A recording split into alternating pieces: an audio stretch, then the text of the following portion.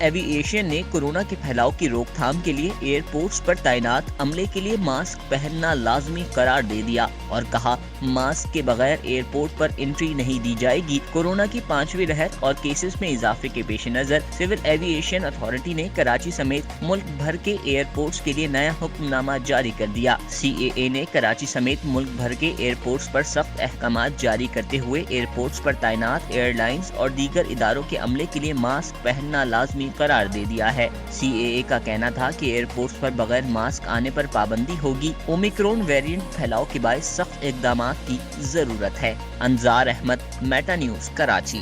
Meta News کی videos دیکھنے کے لیے میٹا نیوز یوٹیوب چینل کو سبسکرائب کریں اور فیس بک پیج کو فالو کریں تاکہ آپ آنے والی ویڈیوز سے باخبر رہ سکیں۔